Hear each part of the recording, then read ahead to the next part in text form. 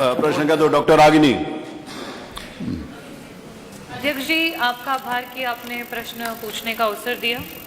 हालांकि मंत्री जी अब लगता है आगे प्रश्नों के जो उत्तर हैं वो देना नहीं चाहते हैं, इसीलिए विभाग को बेचने की पूरी तैयारी करके बैठे हुए हैं। और अध्यक्ष जी, कल जबकि प्राइवेटाइजेशन की जब बात चल रही थी, मंत्री जी ने बहुत बड़े बड़े भाषणों में बड़ी बड़ी बातें करी और ये कहा कि समाजवादी समय में बच्चे तारों पे झूला झूलते थे, महिलाएं साड़ियाँ सुखाती थी। नहीं मंत्री जी, देखिए, हम समाजवादी सच हमेशा एक्सेप्ट करते हैं, झूठ नहीं बोलते हैं। और सच था तो पूरी बात भी सुन लीजिए मंत्री जी। जिस समय एक मामूली से किसान का बेटा, एक छोटा सा अध्यापक, 1989 में उत्तर प्रदेश में जिस समय उन्होंने कमान को संभाला, उस समय उत्तर प्रदेश में बड़ी कठिनाइयों का सामना करना पड़ा। उस समय ना बिजली थी, ना पानी थी, ना सड़क था। उस माहौल से लेकर के जब आप लोग 2017 में आपने सरकार बनाई है, समाजवादियों ने आपको 17,000 मेगावाट का उत्पादन करके आपको यहाँ पे पहुंचाया। लेकिन अध्यक्ष जी, मंत्री जी बहुत बड़े बड़े दावे करते हैं, बहुत बड़ी बड़ी बातें करते हैं। आपकी सरकार ने उस 17,000 मेगावाट को डबल तक करके नहीं कर पाए। सिर्फ 8,000 का उत्पादन करके आप अपने आप से भवाई लूटते हैं। अध्यक्ष जी, मेरा सवाल मंत्री जी से था, बार बार आज भी उन्होंने कहा कि 75 वर्षों में आपने क्या किया, बार बार आम और बबूल का हवाला देते हैं।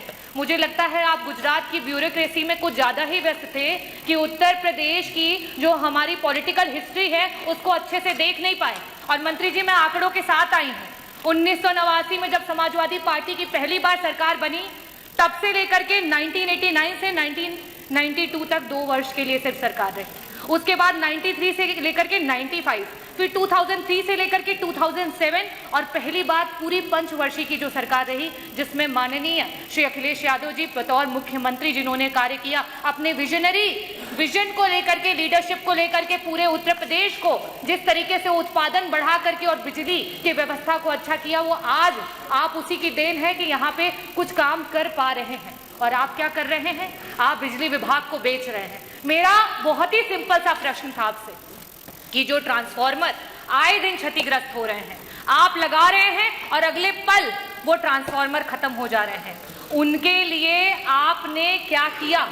आपसे मैंने पूरे आपके कार्यकाल का आंकड़ा भी नहीं मांगा था, सिर्फ आपसे कहा था कि मात्र 2 वर्षों का आंकड़ा दे दीजिए कि इस प्रकार के कितने ट्रांसफार्मर हैं।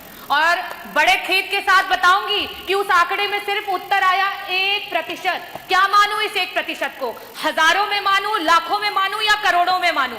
मंत्री जी, आज निजीकरण शायद इसीलिए कर रहे हैं क्योंकि ये मंत्रालय को खुद अपने ऊपर विश्वास नहीं रह गया है। तो जब आपको अपने विभाग पे विश्वास नहीं रह गया है तो जनता को क्या विश्वास रहेगा? मेरा दूसरा प्रश्न आपसे ये है, क्योंकि समय की बाध्यता हो चुकी है और मंत्री जी वैसे भी जवाब देना नहीं चाहते हैं, तो मैं आपसे दूसरा प्रश्न ये करूंगी कि पहले जब ट्रांसफार्मर्स बनाने के लिए और उसके टेंडर दिए जाते थे तो ऐसी कंपनियों को दिया जाता था जिन्हें ट्रांसफार्मर बनाने आता था, जिनका उसमें एक्सपीरियंस था। आपकी सरकार में उन टेंडर्स को उठा करके ऐसे ऐसे लोगों को टेंडर दिया गया है जिन्हें ट्रांसफार्मर्स के बारे में कोई भी, जिस तरीके से कल हमारे बीच में ओम प्रकाश जी ने भी कहा कि मोंटी कार्लो जैसी कंपनियों को एबीसी वायर बनाने के टेंडर्स दिए जा रहे हैं। आपके सरकार में सिर्फ गरीबों की कमर तोड़ने का काम किया जा रहा है। मेरा लास्ट में सिर्फ यही प्रश्न है कि क्या सरकार वापस से मंथन करेगी, वापस से सोचेगी कि इस निजीकरण को रोका जाए?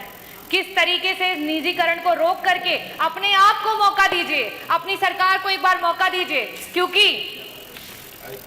जनता वादा खिलाफी करती नहीं है और अगर आप करोगे तो जनता फिर आपको छोड़ेगी भी नहीं। न्यूज नेशन अब व्हाट्सएप पर खबरों की ताजा अपडेट के लिए न्यूज नेशन के इस QR कोड को स्कैन करें।